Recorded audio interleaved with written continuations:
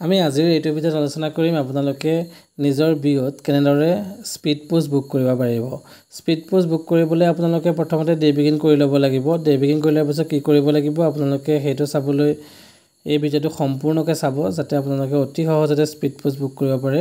ডেবিগিন কৰাৰ পিছত এইখন পেজ দেখা পাব। ইয়াত আপোনালোকে স্পীড পোষ্ট লেটাৰ এই অপশ্যনটো ক্লিক কৰি দিব।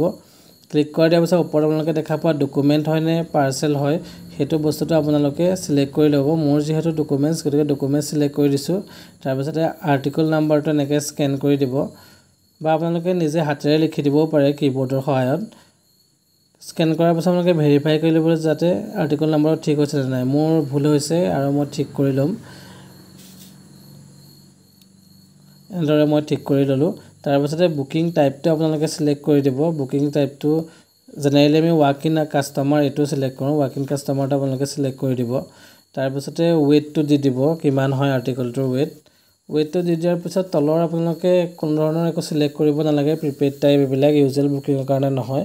আপোনালোকে তলত দেখা পোৱা কিবা যদি ফেচিলিটি ল'ব বিচাৰে কাষ্টমাৰে তেতিয়া ক্লিক কৰিব পাৰে, নহ'লে নেক্সটত ক্লিক কৰি দিব। তাৰপিছতে ইয়াত চেণ্ডাৰৰ মোবাইল নাম্বাৰটো প্ৰথমতে দিব লাগিব। সেইটো মেণ্ডেটৰী হয়। মোবাইল নাম্বাৰ নিদিয়াকৈ আপোনালোকে কেতিয়াও বুকিং কৰিব নোৱাৰে। চেণ্ডাৰৰ মোবাইল নাম্বাৰটো ইয়াত এণ্টাৰ কৰি দিব। এণ্টাৰ কৰি দিয়াৰ পাছত পিনক'ড দিব লাগিব। চেণ্ডাৰৰ পিনক'ড এণ্টাৰ কৰি দিব। এণ্টাৰ কৰি দিয়াৰ লগে লগে আপোনালোকে তাত পোষ্ট অফিচৰ লিষ্ট দেখিবলৈ পাব।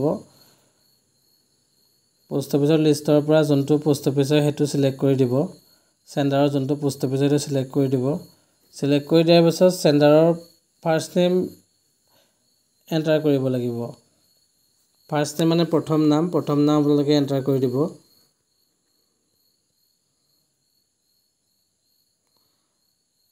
ফাৰ্ষ্ট নেম এণ্টাৰ কৰাৰ পিছত আপোনালোকে লাষ্ট নেমো এণ্টাৰ কৰি দিব লাগিব। তাৰপিছত এড্ৰেছটো দি দিব সম্পূৰ্ণভাৱে চেণ্ডাৰৰ।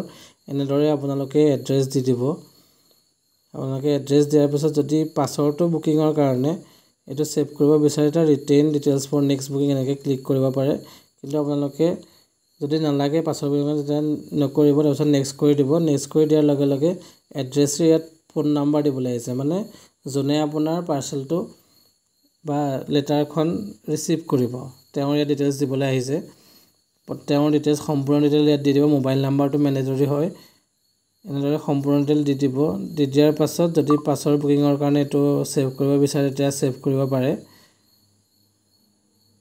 যদি আপোনালোকে সকলো হৈছে বুলি ভাবে তেতিয়া ছাবমিটত ক্লিক কৰি দিব। ক্লিক কৰি দিয়াৰ পাছত এনেদৰে এটা আপোনালোকৰ কনফাৰ্মেশ্যন পেজ আহিব। তাত আপোনালোকে চাই ল'ব যে চেণ্ডাৰ নেম এড্ৰেছৰ নাম ঠিকে আছে নে নাই আৰু মুঠ পইচা কিমান আছে সেইটো চাই ল'ব। তাৰপিছতে যদি ঠিকে থাকে বুক নাওত ক্লিক কৰি দিব।